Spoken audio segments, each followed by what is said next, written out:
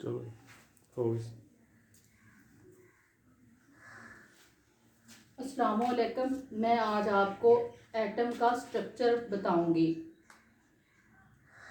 Atom जो था Rutherford ने दरियाफ्त किया था। मादे के छोटे से छोटे जर्रे को एटम कहते हैं। जितना भी मादा दुनिया में पाया जाता है ये छोटे छोटे जर्रात से मिलके बना होता है, जिसको हम एटम कहते हैं। किसी भी चीज को फर्ज करें मिट्टी का एक ढेला है, हम उसको तोड़ते जाएं तो जो उसका छोटे से छोटा जर्रा बचेगा, जिसको मजीद आसानी से हम तकसीम नहीं कर सकते, उसको एटम कहते हैं। तो एटम की साफ ये मैंने ड्रा की हुई है, ये एटम का स्ट्रक्चर है। सबसे पहले हम इसके दरमियान में आ जाते हैं। जो दरमियान वाला हिस्सा होता है एटम का, इसको मरकजा या न्यूक्लियस कहते हैं। मरकजा या न्यूक्लियस कहते हैं। एटम का जितना भी वजन होता है वो इसी की वजह से होता है, न्यूक्लियस की वजह से या मरकजे की वजह से। इसमें प्रोटॉन्स होते हैं और न्यूट्रॉन्स होते हैं एटम के मरकजे में। तो ये जो साइड्स पे आपको नजर आ रहे हैं, इनको मदार या शेल्स कहते हैं। इनमें इलेक्ट्रॉन्स होते हैं। ये मरकजे के गिर्द इलेक्ट्रॉन जो होते हैं मरकजे के गिर्द घूमते रहते हैं, हरकत करते रहते हैं। अब मैं आपको चार्जेस के बारे में बता देती हूँ कि किसके ऊपर कौन सा चार्ज होता है। तो इलेक्ट्रॉन के ऊपर नेगेटिव चार्ज होता है, ये साथ साथ मैं लिखती जाती हूँ। इलेक्ट्रॉन नेगेटिव चार्ज होता है इसके ऊपर।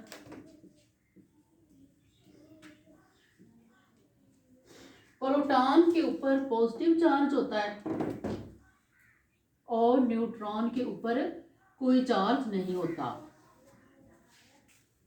No charge.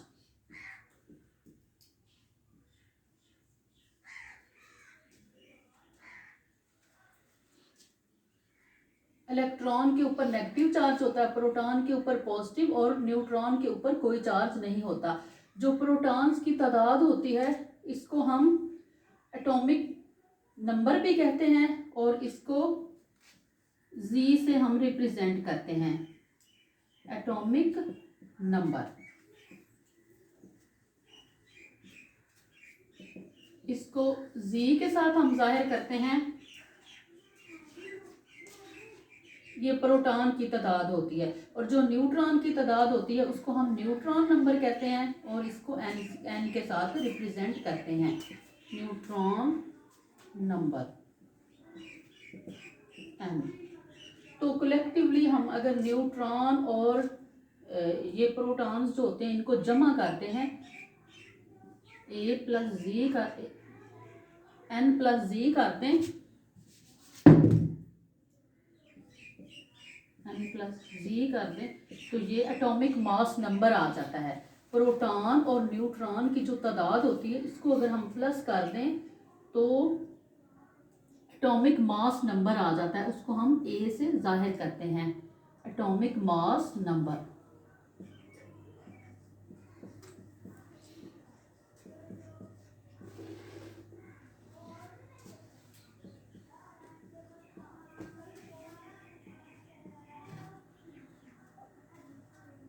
मुझे लगता है कि मुझे उम्मीद है कि आपको एटम की साख समझ आ गई होगी।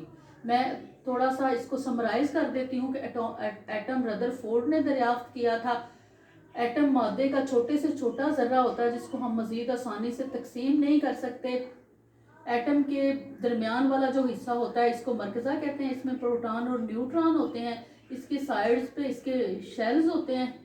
ये शेल्स में इसके इलेक्ट्रॉन्स होते हैं जो मरकज़े के गिर्द घूमते रहते हैं। प्रोटॉन, इलेक्ट्रॉन और न्यूट्रॉन्स को हम कलेक्टिवली न्यूक्लियॉन्स भी कहते हैं। प्रोटॉन की जो तादाद होती है उसको हम एटॉमिक नंबर कहते हैं और इसको जी से जाहिर करते हैं। जो न्यूट्रॉन की तादाद होती है उसको हम न्यूट्रॉन नंबर कहते हैं और n से जाहिर करते हैं। जो न्यूट्रॉन और प्रोटॉन की तादाद है उसको अगर हम जमा कर लेते हैं तो एटॉमिक मास नंबर आ जाता है।